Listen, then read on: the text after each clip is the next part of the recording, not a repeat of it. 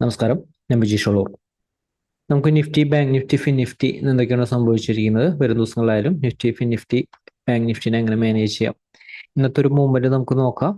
Current ഒരു sentiment എന്താണ്, വരും ദിവസങ്ങളിലായാലും നിഫ്റ്റി, ബാങ്ക് നിഫ്റ്റിനെ നമുക്ക് എങ്ങനെ മാനേജ് ചെയ്യാം. അപ്പോൾ നിഫ്റ്റിയെ കുറിച്ച് നമ്മൾ കഴിഞ്ഞ ദിവസത്തെ വീഡിയോസിൽ പറഞ്ഞിരുന്നത്, ഓപ്പൺ ചെയ്യുന്നത് gap up opening, gap down opening ആയിരുന്നാലും സപ്പോർട്ടിന്റെ അടുത്തല്ലെങ്കിൽ സപ്പോർട്ടിന്റെ അടുത്തേക്ക് വരാനായിട്ട് വെയിറ്റ് ചെയ്യുക. എപ്പോഴും സപ്പോർട്ടിന്റെ അടുത്ത് നിന്ന് വരുന്ന ഒരു ഓപ്പർച്യൂണിറ്റിക്ക് കൂടുതൽ ഇമ്പോർട്ടൻസ് നൽകുക. ഇവിടെ നമ്മൾ ഷോർട്ട്സിന്റെ ഓപ്പർച്യൂണിറ്റി യൂട്ടിലൈസ് ചെയ്യരുതെന്ന് പറഞ്ഞിട്ടുണ്ട്. കാരണം ഇതൊരു സപ്പോർട്ട് ഏരിയ ആണ്. 22,900, 940 ഏരിയ ഹോൾഡ് ചെയ്താൽ ബയേഴ്സിന് സ്ട്രെങ്ത് കിട്ടുമെന്നാണ് നമ്മൾ സൂചിപ്പിച്ചിരുന്നത്. തുടക്കത്തിൽ ഒരു ബൈര ഓപ്പർച്യൂണിറ്റി, ഒരു ബൈര മൊമെന്റം വന്നിരുന്നു. 23,000 അടുത്ത് വരെ വന്നിരുന്നു. റെസിസ്റ്റൻസ് ലെവൽ വരെ എത്തിയിരുന്നില്ല. 23,025 റെസിസ്റ്റൻസ്. പക്ഷെ എക്സാക്ട് റെസിസ്റ്റൻസ് ലെവൽ വരെ എത്തിയിരുന്നില്ല. അതിനുശേഷമായാലും നിഫ്റ്റിയിൽ ഒരു പ്രോഫിറ്റ് ബുക്കിംഗ് വന്നു. വീണ്ടും 22,900 താഴത്തേക്ക് സസ്റ്റെയിൻ ചെയ്താൽ നിഫ്റ്റിയിലായാലും ഷോർട്ട്സിന്റെ സാധ്യത നമ്മൾ സൂചിപ്പിച്ചിരുന്നു. പക്ഷെ സ്ട്രെങ്ത് ഉണ്ടായിരുന്നില്ല, മൊമെന്റം കുറവായിരുന്നു. എപ്പോഴും ചെറിയ സ്റ്റോപ്പ് ലോസ് മാനേജ് ചെയ്തിട്ട് ചെയ്യാനായിട്ട് സൂചിപ്പിച്ചിരുന്നു. അവസാനത്തെ ഒരു സെക്ഷനിലും 22,900 താഴത്തേക്ക് നിഫ്റ്റി സസ്റ്റെയിൻ ചെയ്തു. അതിനുശേഷമായാലും നിഫ്റ്റിയിലായാലും പി സൈഡിലായാലും വോളിയം വളരെ കുറവായിരുന്നു. പക്ഷെ നിഫ്റ്റിയിലും 22,865 വരെ ലോ വന്നിരുന്നു. അപ്പൊ നിഫ്റ്റിയിൽ ഇപ്പോഴത്തെ ഒരു സിറ്റുവേഷൻ ആയാലും, അതായത് 22,900 വിട്ട് കഴിഞ്ഞാൽ നിഫ്റ്റിയിൽ ഇനിയൊരു ബൈയുടെ സാധ്യത കാണുന്നില്ല. ബൈ സെന്റിമെന്റ് ഒരു ഓപ്പർച്യൂണിറ്റി വരണമെങ്കിൽ 22,800, 700 റേഞ്ചിന്റെ ഇടയിൽ നല്ല സപ്പോർട്ട് ഉണ്ട്. ആ ഒരു സപ്പോർട്ട് സസ്റ്റെയിൻ ചെയ്ത് നിലനിൽക്കുന്നുണ്ടെങ്കിൽ, ഇത് നമ്മൾ കഴിഞ്ഞ ദിവസത്തെ വീഡിയോസിൽ പറഞ്ഞതാണ്, നിലനിൽക്കുന്നുണ്ടെങ്കിലാണ് ഇനിയൊരു ബൈ ഓപ്പർച്യൂണിറ്റിക്ക് ഒരു സാധ്യത. അല്ലെങ്കിൽ നിഫ്റ്റി ഇനി അടുത്ത റെസിസ്റ്റൻസിന്റെ മുകളിലേക്ക് സസ്റ്റെയിൻ ചെയ്യണം. അപ്പൊ വരും ദിവസങ്ങളിലായാലും ഇത്തരം പ്ലാൻ അനുസരിച്ച് നിഫ്റ്റിനെ മാനേജ് ചെയ്യാനൊരു ശ്രദ്ധിക്കാം. നിഫ്റ്റി 22,900 താഴത്തേക്ക് നിലനിർത്തിയത് കൊണ്ട് തന്നെ ഹയർ ലെവൽ കിട്ടിക്കഴിഞ്ഞാൽ ഷോർട്ട് സെല്ലിന്റെ ഓപ്പർച്യൂണിറ്റിക്ക് കൂടുതൽ ഇമ്പോർട്ടൻസ് നൽകാം. ഷോർട്ട് സെല്ലിനാണ് കൂടുതൽ സാധ്യത. 23,025, അതായത് റെസിസ്റ്റൻസിന്റെ മുകളിൽ സസ്റ്റെയിൻ ചെയ്യുന്നവരെ ഷോർട്ട് സെല്ലിന് തന്നെയാണ് സാധ്യത. 22,800 അടുത്ത് എത്തുമ്പോൾ അഗ്രസീവായിട്ട് ഷോർട്ട് സെല്ലിന്റെ ഓപ്പർച്യൂണിറ്റി യൂട്ടിലൈസ് ചെയ്യരുത്. ബൈയുടെ ഓപ്പർച്യൂണിറ്റി കിട്ടിയാൽ യൂട്ടിലൈസ് ചെയ്യാം. ബൈക്ക് കൂടുതൽ ഇമ്പോർട്ടൻസ് നൽകാം. ഈ ലോവർ ലെവൽ ഒരു സപ്പോർട്ട് ദിവസങ്ങളായാലും നമുക്ക് നിഫ്റ്റിനെ മാനേജ് ചെയ്യാനുള്ള ഒരു സപ്പോർട്ട് റെസിസ്റ്റൻസ് നമുക്ക് നോക്കാം. നിഫ്റ്റിക്കായാലും ഹയർ ലെവലിലേക്ക് തൊട്ടടുത്ത റെസിസ്റ്റൻസുകളാണ് എടുത്തിരിക്കുന്നത്. കാരണം ഹയർ ലെവലിലേക്ക് ഇനി കുറച്ചൊരു ബുദ്ധിമുട്ടാണ്. ഹയർ ലെവലിലേക്ക് ഇൻ കേസ് ഹയർ ലെവലിലേക്ക് പോകുന്നുണ്ടെങ്കിൽ പ്രത്യേകം ശ്രദ്ധിക്കുക. അടുത്ത റെസിസ്റ്റൻസിന് മുകളിലേക്ക് ഈസി ആയിട്ട് ബ്രേക്ക് ചെയ്ത് പോകണം. അതായത് 22,920 മുകളിൽ ഒരു ക്യാൻഡിൽ ക്ലോസ് ചെയ്ത ബൈ ഓപ്പർച്യൂണിറ്റി യൂട്ടിലൈസ് ചെയ്യാം. പക്ഷേ 22,970 എത്തുമ്പോഴേക്കും പ്രോഫിറ്റ് ബുക്ക് ചെയ്യുക. അല്ലെങ്കിൽ 22,970 മുകളിലേക്ക് ക്യാൻഡിൽ സസ്റ്റെയിൻ ചെയ്യണം.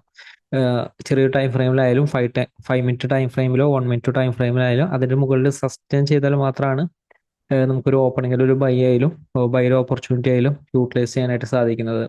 22,970 മുകളിലായാലും റെസിസ്റ്റൻസ് ഉണ്ട്. തൊട്ടടുത്താണ് റെസിസ്റ്റൻസ് എടുത്തിരിക്കുന്നത്. കാരണം നമുക്ക് ഏതൊരു റെസിസ്റ്റൻസിന്റെ അടുത്തു നിന്നാണ് റിവേഴ്സ് ആകുക എന്നറിയില്ല. അപ്പൊ അതുകൊണ്ട് തന്നെ 22,995, 22,000, 23,020, ഈ 23,020 വരെ സ്ട്രോങ് ആയിട്ടുള്ള റെസിസ്റ്റൻസുകൾ ഉണ്ട്. അപ്പൊ അതുകൊണ്ട് ഈ ഒരു ലെവലിൽ നമ്മൾ ഇത് ഇങ്ങനെയാണ് നിഫ്റ്റിനെ വരും ദിവസങ്ങളിലെ സപ്പോർട്ട് റെസിസ്റ്റൻസ് എടുത്തിരിക്കുന്നത്. ഇതനുസരിച്ച് മാനേജ് ചെയ്താൽ എക്സാക്റ്റ് ആയിട്ട് മാനേജ് ചെയ്യാം. നിഫ്റ്റി ഓപ്പൺ ചെയ്യുന്നത് ഗ്യാപ്പ് അപ്പ് ഓപ്പണിംഗ് ആണ്. 22,925 താഴത്തേക്ക് സസ്റ്റെയിൻ ചെയ്താൽ 925 മുകളിൽ വെക്കുമ്പോൾ ഷോർട്ട്സിന്റെ ഓപ്പർച്യൂണിറ്റിക്ക് ഇമ്പോർട്ടൻസ് നൽകരുത്. ബൈക്ക് തന്നെയാണ് കൂടുതൽ സാധ്യത. ബൈര ഓപ്പർച്യൂണിറ്റി 920 മുകളിൽ സസ്റ്റെയിൻ ചെയ്തതിന് ശേഷം ബൈര ഓപ്പർച്യൂണിറ്റി ചെറിയ ടൈം ഫ്രെയിമിൽ കിട്ടിയ യൂട്ടിലൈസ് ചെയ്യുക. പക്ഷെ തൊട്ടടുത്ത് റെസിസ്റ്റൻസ് ഉള്ളത് കൊണ്ട് തന്നെ ചെറിയൊരു പ്രോഫിറ്റ് ആയാലും ബുക്ക് ചെയ്യാനായിട്ട് ശ്രമിക്കുക. 925 താഴെ വീക്ക്നെസ് ആണ്. ഷോർട്ട്സിന്റെ ഓപ്പർച്യൂണിറ്റിക്ക് തന്നെയാണ് സാധ്യത. ഇനി തൊട്ട് താഴെ സപ്പോർട്ട് കാണുന്നില്ല. 22,800 സപ്പോർട്ട് കാണുന്നത്. കുറച്ച് താഴെയാണ് ഈ സപ്പോർട്ട് എടുത്തിരിക്കുന്നത്. അപ്പോൾ 22,800 സപ്പോർട്ട് ഹോൾഡ് ചെയ്യുന്നതെങ്കിൽ ക്വിക്കായിട്ട് പ്രോഫിറ്റ് ബുക്കിംഗ് നടത്തുക. അപ്പൊ അതിനുശേഷമായാലും 22,765 സപ്പോർട്ടാണ്. അപ്പോൾ പ്രത്യേകം ശ്രദ്ധിക്കുക, ഓപ്പൺ ചെയ്യുന്ന ഗ്യാപ് ഡൗൺ ഓപ്പണിംഗ് ആണ്. ഈ ഒരു സപ്പോർട്ടിന്റെ ഒരു താഴെയാണ്. 22,800 മുകളിലേക്ക് സസ്റ്റെയിൻ ചെയ്താൽ ബൈയുടെ ഓപ്പർച്യൂണിറ്റി ചെറിയ ടൈം ഫ്രെയിമിൽ വലിയ ടൈം ഫ്രെയിമിലും യൂട്ടിലൈസ് ചെയ്യാം. അതായത് 22,800 മുകളിൽ ക്ലോസ് ചെയ്ത ക്യാൻഡലിന്റെ തൊട്ട് താഴെ സ്റ്റോപ്പ് ലോസ് പ്ലേസ് ചെയ്തുകൊണ്ട് ബൈ ഓപ്പർച്യൂണിറ്റിയോ ഷോർട്ട്സ് ആൻഡ് ഓപ്പർച്യൂണിറ്റിയോ യൂട്ടിലൈസ് ചെയ്യാവുന്നതാണ്. ഹയറിൽ റൈറ്റ് റെസിസ്റ്റൻസ് കാണുന്നത് 22,925 അടുത്ത് തന്നെയാണ്. എന്നിരുന്നാലും ഇൻ കേസ് ഇവിടെ നിന്നാണ് ഒരു ബൗൺസ് ചെയ്യുന്നതെങ്കിൽ 22,900 അടുത്ത് തന്നെ പ്രോഫിറ്റ് ബുക്കിംഗ് നടത്താനായിട്ട് ശ്രമിക്കുക. അതിനുശേഷം 920 മുകളിലേക്ക് സസ്റ്റെയിൻ ചെയ്താലാണ് മാർക്കറ്റിൽ ഒരു സ്ട്രെങ്ത് കാണുന്നത്. അതുപോലെ തന്നെ ഓപ്പൺ ചെയ്യുന്ന ഗ്യാപ് ഡൗൺ ഓപ്പണിംഗ് ആണ് 22,800 താഴെയാണെങ്കിൽ ചെറിയ ടൈമിലെ ഷോർട്ട്സ് ആൻഡ് ഓപ്പർച്യൂണിറ്റി യൂട്ടിലൈസ് ചെയ്യാം. അടുത്ത സപ്പോർട്ട് 22,765, അതിനുശേഷം 22,695, അതായത് 700 താഴെയാണ് സപ്പോർട്ട് വരുന്നത്. സ്ട്രോങ് സപ്പോർട്ടുകളാണ് ഇതൊക്കെ. അപ്പൊ അതുകൊണ്ട് തന്നെ ഇതിന്റെ മുകളിലേക്ക് സസ്റ്റെയിൻ ചെയ്ത ബൈക്കാണ് ഈ ഒരു ലെവലിലൊക്കെ ബൈക്കാണ് കൂടുതൽ ഇമ്പോർട്ടൻറ്റ് നൽകേണ്ടത്. ഈ ലെവലിൽ നിന്നൊക്കെ ബൗൺസ് ചെയ്യാനായിട്ട് ഒരു സാധ്യമായിട്ടുള്ള ഒരു ഏരിയ ആണ്. പക്ഷെ കൃത്യമായിട്ട് ബൈർ ഓപ്പർച്യൂണിറ്റി കിട്ടണം. ഇൻ കേസ് ഏതെങ്കിലും ഒരു റെസിസ്റ്റൻസിന്റെ മുകളിലേക്ക് സസ്റ്റെയിൻ ചെയ്യണം, എന്നാൽ മാത്രമാണ് ആ ഒരു ബൈക്ക് കൂടുതൽ സ്ട്രെങ്ത് ലഭിക്കുക.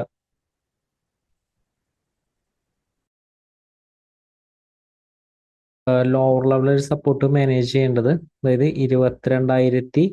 22,675 സപ്പോർട്ട് ഹോൾഡ് ചെയ്തുകൊണ്ട് ഇൻ കേസ് 22,700 താഴത്തേക്ക് മാർക്കറ്റ് സസ്റ്റെയിൻ ചെയ്താൽ 710 ഞാൻ ഇവിടെ നോട്ട് ചെയ്യുന്നുണ്ട്. 710 മുകളിലേക്ക് സസ്റ്റെയിൻ ചെയ്താൽ ബൈർ ഓപ്പർച്യൂണിറ്റി യൂട്ടിലൈസ് ചെയ്യാം. ഇവിടെ 800 താഴെ പോയാലും 800 മുകളിലേക്ക് സസ്റ്റെയിൻ ചെയ്താൽ ബൈർ ഓപ്പർച്യൂണിറ്റി യൂട്ടിലൈസ് ചെയ്യാം.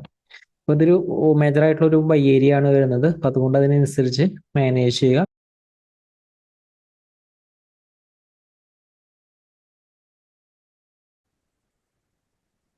അതുപോലെ തന്നെ ഫിൻ നിഫ്റ്റി നമുക്ക് നോക്കാം. ഫിൻ നിഫ്റ്റി ഇന്നത്തെ ഒരു മൊമെന്റം നോക്കുക, നമ്മൾ സൂചിപ്പിച്ചതാണ്. എപ്പോഴും സപ്പോർട്ടിന്റെ അടുത്തുനിന്നുള്ളൊരു എൻട്രിക്കാണ് കൂടുതൽ ഇമ്പോർട്ടൻസ് നൽകേണ്ടത്. ഓപ്പൺ ചെയ്ത ഒരു ഗ്യാപ്പ് അപ്പ് ഓപ്പണിംഗ് ആണ്. ഗ്യാപ്പ് അപ്പ് ഓപ്പണിംഗ് ആയിരുന്നു. ഇവിടെ റെസിസ്റ്റൻസ് ഉണ്ട്, 22,075 റെസിസ്റ്റൻസ് ഉണ്ട്. പക്ഷേ 22,950 ഇപ്പോഴും നല്ല ബൈ എപ്പോഴും സപ്പോർട്ട് ചെയ്യുന്നത്. ഇൻ കേസ് മൊമെന്റം ഉണ്ടെങ്കിൽ ഇത് നല്ലൊരു മൊമെന്റം മാർക്കറ്റിൽ അത് കിട്ടും. ഇപ്പോൾ റൈറ്റ് ബൈ എപ്പോഴും സപ്പോർട്ട് ചെയ്യുന്നതായിരിക്കും വരുന്നത്. ഫിനിഷിന് മാനേജ് ചെയ്യുമ്പോൾ ഇമ്പോർട്ടൻറ്റ് സപ്പോർട്ട് ലെവൽ 21,820 ആണ്. 820 താഴത്തേക്ക് പോയാലും 820 മുകളിലേക്ക് ബൗൺസ് ചെയ്താൽ ബൈർ ഓപ്പർച്യൂണിറ്റി യൂട്ടിലൈസ് ചെയ്യാം. ലോവർ ലെവൽ ഈ ഒരു ഏരിയ കുറച്ചൊരു ഇമ്പോർട്ടൻ്റ് ആണ് വരുന്നത്. മാനേജ് ചെയ്യേണ്ട രീതി ശ്രദ്ധിക്കുക. ഓപ്പൺ ചെയ്യുന്നത് ഗ്യാപ് ഡൗൺ ഓപ്പണിംഗ് ആയിരുന്നാലും 21,915 സപ്പോർട്ടാണ്. പ്രത്യേകം ശ്രദ്ധിക്കുക. സപ്പോർട്ട് താഴത്തേക്ക് ഒരു ക്യാൻഡിൽ ക്ലോസ് ചെയ്യാതെ ബൈർ ഷോർട്ട്സ് ആൻഡ് ഓപ്പർച്യൂണിറ്റി യൂട്ടിലൈസ് ചെയ്യരുത്. അല്ലെങ്കിൽ ഈ ഒരു ലെവലിൽ നിന്ന് ബൗൺസിനാണ് സാധ്യത. ബൈർ ഓപ്പർച്യൂണിറ്റി യൂട്ടിലൈസ് ചെയ്താലും ഇവിടെ ഒരു തൊട്ടടുത്ത് റെസിസ്റ്റൻസ് ഉണ്ട്, അതായത് 21,975 ക്വിക്കായിട്ട് പ്രോഫിറ്റ് ബുക്കിംഗ് നടത്തുക. അതിനുശേഷം വീണ്ടും ഇതിന്റെ മുകളിലേക്ക് സസ്റ്റെയിൻ ചെയ്താൽ ബൈർ ഓപ്പർച്യൂണിറ്റി യൂട്ടിലൈസ് ചെയ്യാം. 22,070 ആണ് അടുത്ത റെസിസ്റ്റൻസ് വരുന്നത്.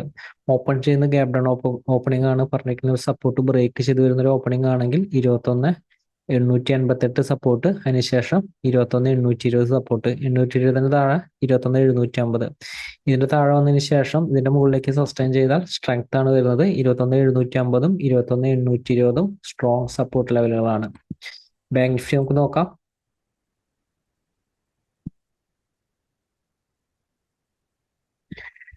ബാങ്ക് നിഫ്റ്റിയിലും ഇന്നത്തെ ഒരു മൊമെന്റം നോക്കുക. ഇന്നത്തെ ഒരു മൊമെന്റ് ആയാലും തുടക്കത്തിലെ എക്സാക്റ്റ് ആയിട്ട് റെസിസ്റ്റൻസ് വർക്ക് ചെയ്ത് നോക്കുക. 49,500 റെസിസ്റ്റൻസ് വർക്ക് ചെയ്ത് നോക്കുക. അപ്പൊ റൈറ്റ് റെസിസ്റ്റൻസിന്റെ ഒരു വർക്കിംഗ് എപ്പോഴും ശ്രദ്ധിക്കുക. നമ്മളിപ്പോഴും പറയാറുള്ളതാണ്, ഓപ്പൺ ചെയ്തിരിക്കുന്നത് പറഞ്ഞിരിക്കുന്ന ഒരു സപ്പോർട്ട് റെസിസ്റ്റൻസ് ഏരിയയിലല്ല എങ്കിൽ എപ്പോഴും റെസിസ്റ്റൻസിന്റെ അടുത്ത് നിന്ന് എപ്പോഴും തീരുമാനം എടുക്കുക. റെസിസ്റ്റൻസിന്റെ അടുത്തുള്ള ഷോർട്ട്സ് ആൻഡ് ഓപ്പർച്യൂണിറ്റി, അതിനുശേഷം എക്സാക്റ്റ് ആയിട്ട് ശ്രദ്ധിക്കുക 49,250 ഈ ഒരു ലെവലിൽ നിന്ന് എക്സാക്റ്റ് ആയിട്ട് ഒരു ബൈ ഓപ്പർച്യൂണിറ്റി. അപ്പൊ അതിനുശേഷം ഒരു ബൗൺസ് ഒരു ലെവലിൽ നിന്ന് കിട്ടി. പറഞ്ഞിരിക്കുന്ന സപ്പോർട്ടിൽ നിന്നൊക്കെ മാർക്കറ്റിലൊരു ബൗൺസ് മാർക്കറ്റിൽ വന്നിട്ടുണ്ട്. ബാങ്ക് നിഫ്റ്റിയുടെ ക്ലോസിങ്ങും കുറച്ച് നെഗറ്റീവാണ് ക്ലോസ് ചെയ്തിരിക്കുന്നത്. ലോവർ ലെവൽ അടുത്തൊരു സപ്പോർട്ട് ടെസ്റ്റ് ചെയ്യാനുള്ള ഒരു സാധ്യത വളരെ കൂടുതലാണ്. അടുത്ത സപ്പോർട്ടുകൾ നമുക്ക് നോക്കാം. ബാങ്ക് നിഫ്റ്റിയുടെ റെസിസ്റ്റൻസ് 49,175, 49,300. ഇത് രണ്ടും ഹയർ ലെവൽ റെസിസ്റ്റൻസ്. 49,300 റെസിസ്റ്റൻസിന്റെ അടുത്ത് നിന്ന് ഷോർട്ട്സിന് കൂടുതൽ ഇമ്പോർട്ടൻസ് നൽകുക.